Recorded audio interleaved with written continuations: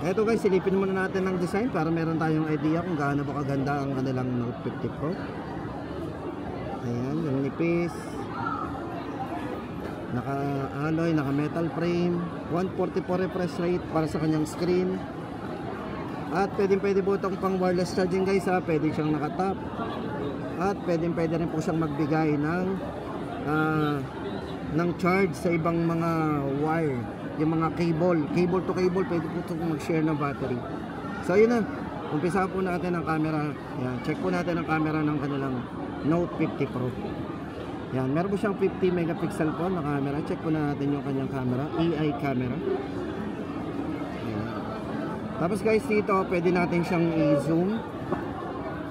Tapos meron siyang wide angle din. Ito po yung wide angle guys oh. Naka 0.6 po yan, ibig sabihin 112 degree. Pwede po yung mag wide angle, di ba? Ayan, napakalawak po ng kuha natin.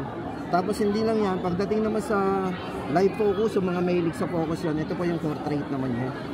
So 2 meters po ang layo niya sa subject, pwede po yung mag live focus na. So maganda yung magiging kuha natin gamit ang kanyang live po, yung portrait camera. Tapos meron din siyang street snap. So guys, ito pag street snap naman ang gamit natin, so yung mga candid moments natin makukuha na natin na maganda dito. O di ba? Meron tayong 24mm kung mas malayo, may mas malapit din. Yan hanggang 50. Yung pwede natin mga ayan.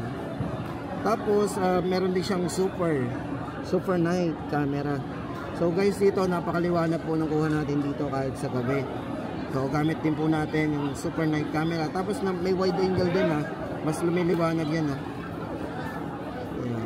May wide angle din. At naka-zoom. Ito time zoom.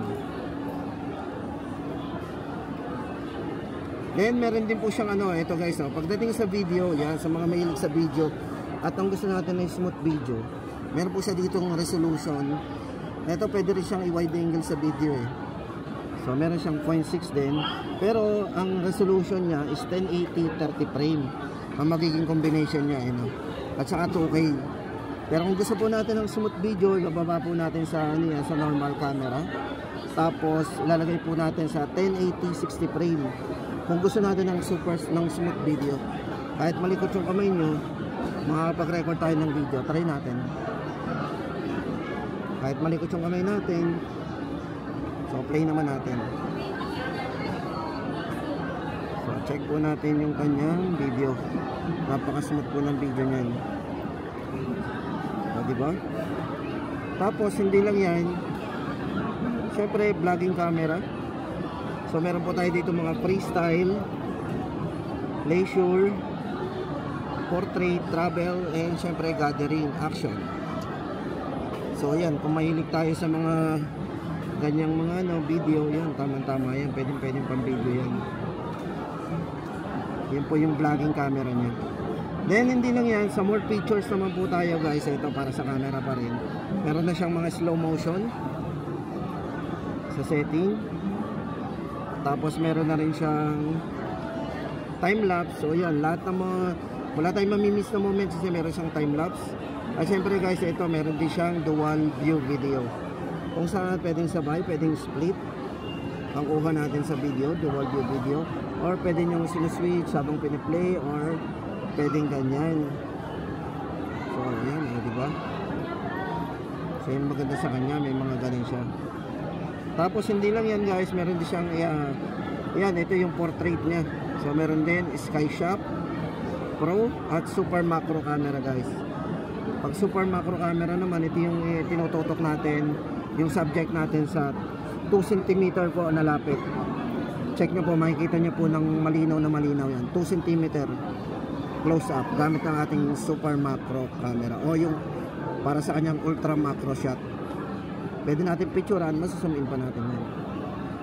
Try natin gamit ang ating macro. Yan, 2 cm.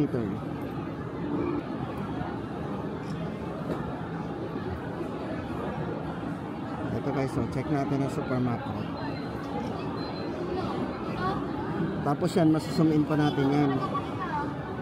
O diba, gamit ang Super Macro o yung macro camera niya. So yan guys, sa mga nagsasabi na pang gaming lang itong si Note 50 Pro, ay hindi po guys. Talagang pwede po siyang pang camera, pang vlog, hindi lang basta gaming. Kasi maganda talaga siyang pang vlog guys, napakanipis ng bezel niya, no? Full screen. Para naman tayo guys sa presyo, yan bago tayo matapos, yung presyo po nito 16GB RAM 256, 9,999, at ang 24GB RAM 256 naman po nito 11,999. At yan guys ang ating quick test do sa camera po ni Note 50.